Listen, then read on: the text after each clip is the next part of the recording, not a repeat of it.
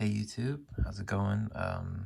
Yesterday I just got first place at my local OTS store, and yeah, I was playing Mannadium, and I thought I'd share the deck profile and maybe just a little bit of a theory about what I think about this deck for the upcoming format, because it does look to be like a Joel format, so that's something really important and to keep in mind. So I wanted to go through the deck real quick. So to begin with, 3 and 3, I think that's pretty standard.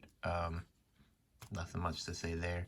A lot of this is fairly standard, but maybe some different choices I'll point out. This might be the first one. I only have 2 Samsara right now. I think I'd like to play a third because I think this card is absolutely busted, but I think that 2 and 2 I think was also okay. It was nice. You don't see too many of them. You don't want to brick on Starfrost. So yeah, Samsara, absolutely busted card, and might even bump it up to 3. And then 3 Meek, it's just, yeah, standard. So for the spells, I played 3 Calarium, which is standard, 2 Rhyphobia, which is standard, and then the 1 Perlarino, which I don't play any Kashtira cards in this deck.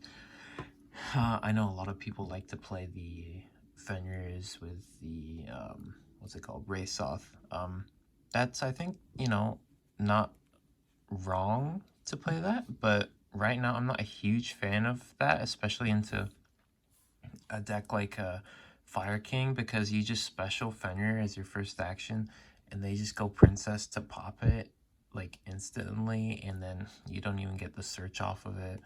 Like, it's I don't really know how I feel about that.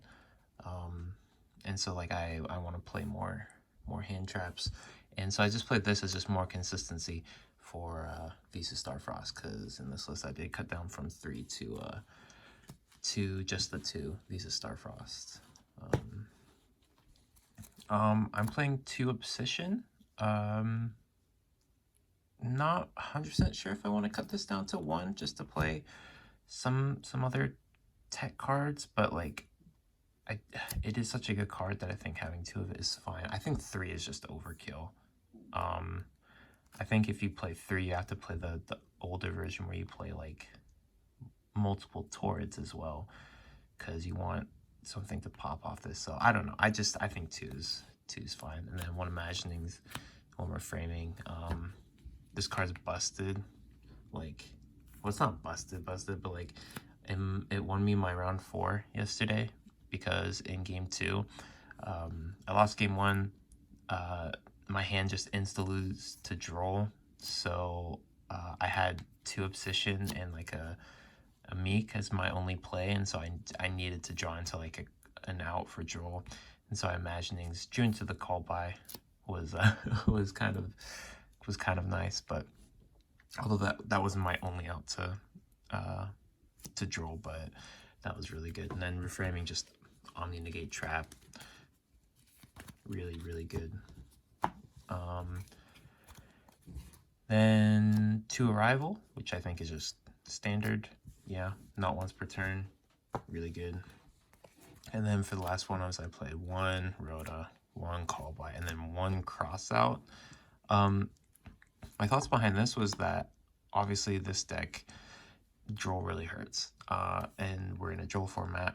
It was the first locals in a long time where I showed up, and in my first round I actually played I played the Mannadium Mirror, and my opponent had Droll in their main deck, and that was the first time that's happened at this locals for like a long time. People have been citing it for a while, but people have started moving it to the main deck, and so yeah, having outs is really good. But I really don't want to brick on these, so it's like I want to be able to play the game and like play around Droll and be able to play the game even if I still get Drolled, and there's some ways you can do that. But having just a little bit of extra protection from that is nice. But I don't want it to be like, oh, you have to draw a call by or cross out. Otherwise you lose, because like that's just, in my opinion, that's just really bricky. I really don't like playing 3 crossouts and a call by. That just seems like a little overkill. Then onto the hand traps. 3 Ash, 3 Veiler, 3 of these ugly Drolls that I can't wait to get rid of for the new Rarity Collection, and then 3 Imperm. Yeah, I like my ultis from Rarity Collection, very nice. They're all ultis except for I still need 1 more Ash, unfortunate, but yeah, I think these are like the best hand traps for the format right now. The only thing I would consider changing is I took this, or excuse me, I put this in for Nibs, and I moved Nib to the side deck. I also like Nib in the main, but it was just a really hard decision.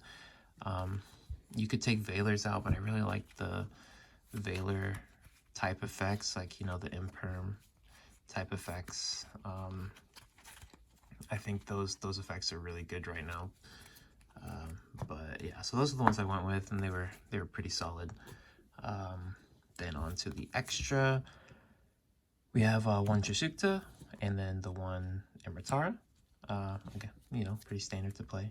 The 1 Excel, and I am playing the Stardust Dragon. Excuse me, I'm a little hit and miss on this. Like, it's really good to be able to use Excel to dodge like Imperm and, excuse me.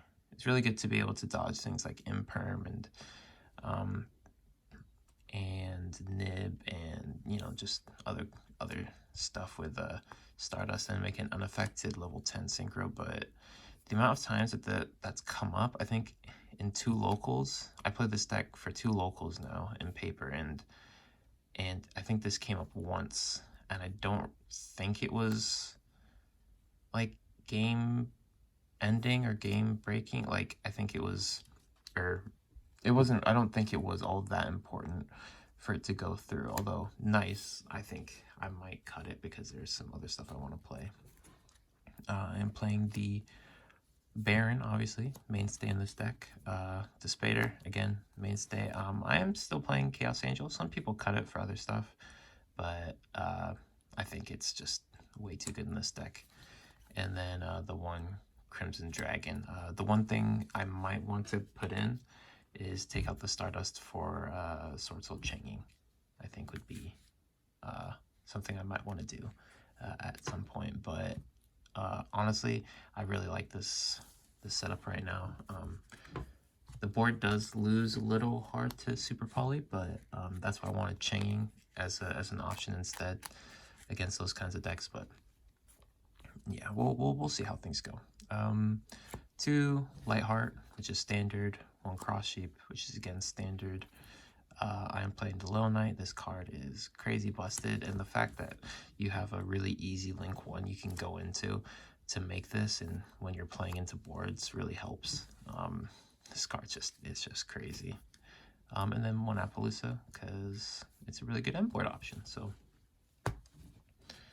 yeah, and then the last 2 cards are the Astralouds. This card's crazy. It's a good extender. It's a good board breaker. It's just, yeah, it's just really good. Then on to the side deck. Oops, left that there. I'm playing 3 Droplet. There's a number of people playing Calamity Locks at my locals, and so this card came in pretty clutch in my last round. And I was playing Centurion in my round 3, and or excuse me, in my round 4, and in game 3 they tried to Calamity Lock me, and I had the Droplet, and I basically won right there. Yeah, this card's really good and solid, I think, into breaking boards. Also playing 3 Tactics or Talents. You know, this card I think is really important to help play against Droll, because if you get Drolled, ideally you still want to combo a little bit, even though it's not going to be anywhere near as much.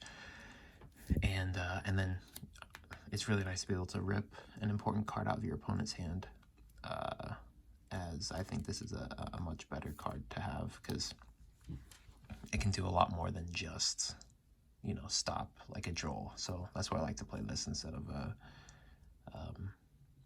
like more cross out, because it's like, it's a board breaker, it's protection, it's really good. Now this I'm kind of looking to change up a bit. I have one lightning storm, one feather duster, and a thrust. The one thrust I think probably should be taken out for something else. Thrust isn't amazing right now, but it's not horrible too. Also, I just got it, so I kind of wanted to play it.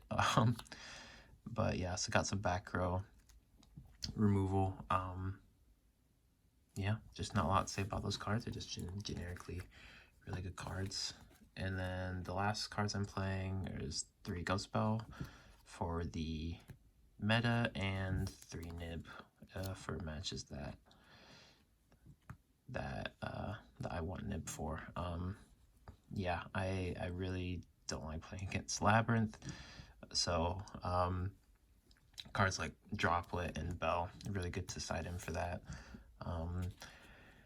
Yeah, Nib can just help you. I really didn't like it that much in the main deck, because I don't really like having it in my hand going first, because I don't really want to wipe my board, because the Dispater is part of your follow-up for the next turn, and ideally you want to keep that on board. So so I thought, you know, I'm gonna side this, and I'm just gonna have it as a card to bring in to matchups when I want it, when I need it. So yeah, yeah, so that's about the list. There's a couple cards I'm thinking about adding in. Gravekeeper's Inscription. If you don't know what that card does, basically it has 3 effects.